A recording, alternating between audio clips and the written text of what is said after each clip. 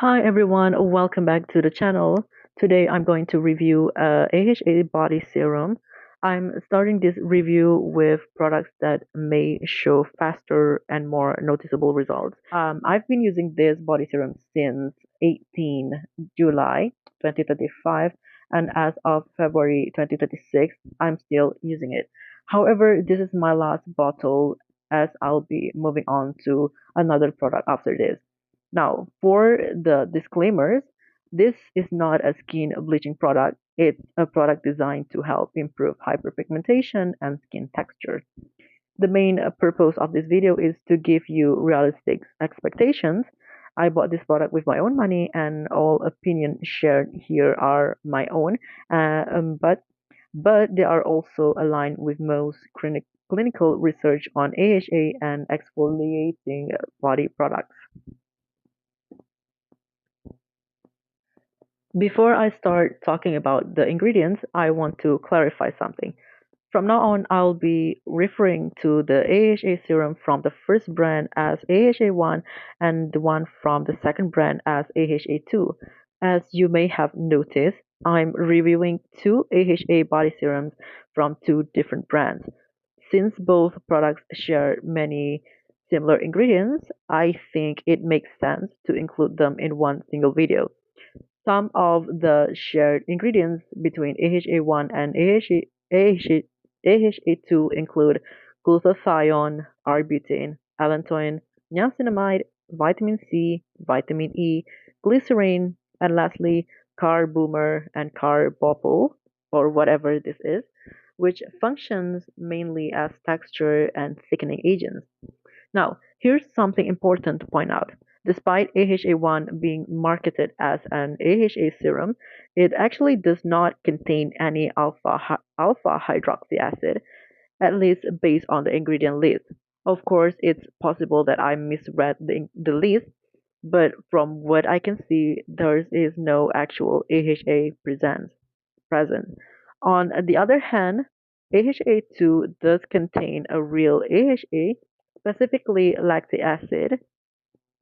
Looking at additional ingredients, AHA1 also includes centella acetica, collagen, and peptides. Meanwhile, AHA2 contains aloe vera gel, olive oil, and synthetic fragrance, whereas AHA1 uses lemon extract as a fragrance. You might be wondering, in theory, which one should offer better results.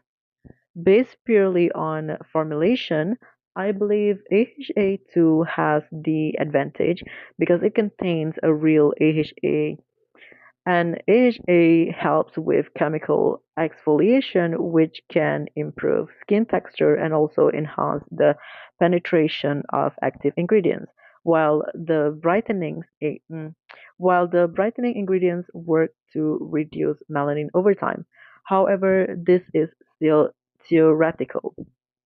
As I mentioned many times in my previous videos, there are three main factors that determine whether a skincare product actually works. Number one, the type of active ingredients used. Number two, the concentration of those active ingredients. And number three, the delivery system or how well the ingredients penetrate the skin. For these AHA serums, they seem to check out two out of the three boxes. They use a variety of active ingredients and they are formulated in a way that should allow those actives to be delivered into the skin. What's missing What's missing is clear information about the concentration of these active ingredients. One more important things to note I've learned this year is that powerful actives like alpha-arbutin, kojic acid, and similar ingredients tend to be unstable in a large formulation and may degrade over time. That's why many well-known brands usually sell these actives in a smaller vials to better preserve their stability. Considering that many of these powerful actives are also placed near the bottom of the ingredient list, it is possible that the concentration is quite low. That means consumers may not experience the full benefits suggested by the product's claims. Of course, I could be wrong, but this is something worth keeping in mind when evaluate, evaluating these formulations. If I remember correctly, AHA1 has texture that's slightly watery but still thick, while AHA2 has a very watery consistency. Personally, I'm okay with both textures. That said, some of other serums I've used, like the BP serums, have a much thicker gel-like texture. When you squeeze those out, they come out in a dollop instead of drops, and that gives a very different application experience. Now, if you're someone who really values getting the most out of your money, I think AHA2 might be the better option simply because it's more watery. You don't need to use a lot of it, especially if you're mixing it with a body lotion. Once you mix once you mix it with lotion, the final texture mostly depends on the lotion you're using. In my case, I've tested this serum with multiple body lotion, but most often I pair it with Sodor kojic acid lotion. Sometimes I even combine two lotions together with the AHA serum. The reason is that the Sador kojic acid lotion has a very light consistency, almost as light as Nivea body serums, and I personally don't enjoy that texture. So to bulk it up, I add another lotion like Sador collagen lotion, Sador milk lotion, or BioAqua papaya lotion. I use it at least twice a day, once in the evening after my shower and once right before I go to sleep. That's basically my routine, simple and consistent.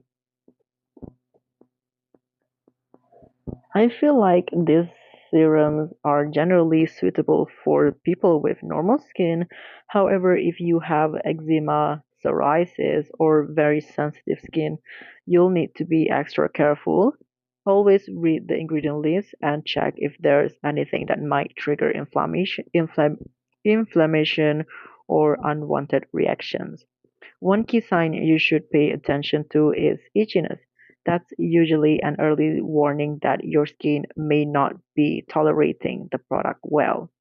As for me personally, I tolerate most body serums and lotion quite well, and I didn't experience any major irritation from using this. One last thing before I end this chapter is that if you're interested in using this serum, I'd recommend trying to finish it within 1 month after opening. The reason for this is something I mentioned earlier. Arbutin in larger containers or formulation can be unstable, and in rare cases, it may have a small chance of degrading into hydroquinone. Because of this, because this comes from chemical instability, that form of hydroquinone could potentially cause unwanted side effects such as ochronosis. That said, this might just be me being extra cautious or even a bit paranoid. To be clear, I can confirm that these serums do not contain hydroquinone or mercury. The concern is only about the very small possibility of the arbutin degrading over time. Overall, these AHA serums are priced within the same range as BP serum. Here in Malaysia, you can usually get them for under 20 ringgit for a 500 ml bottle, which is quite affordable. So, with so who is this serum for?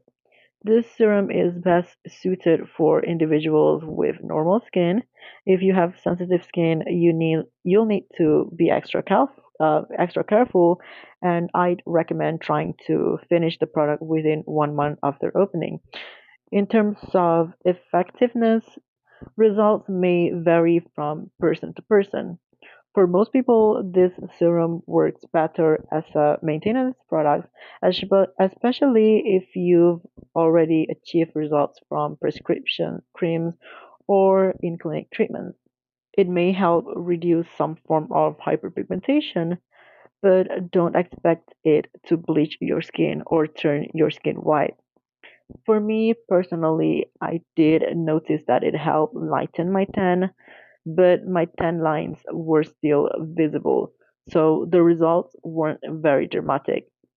With that said, for a 500 ml serum priced under 20 ringgit, I don't feel like I wasted my money. Plus, you can actually use this serum on its own without mixing it with a body lotion if you prefer. And that's pretty much everything I wanted to cover in this video. If you have any questions, feel free to leave them in the comment section below. Don't forget to like, share, and I'll see you in the next one. I'm Amrizal0415 signing off.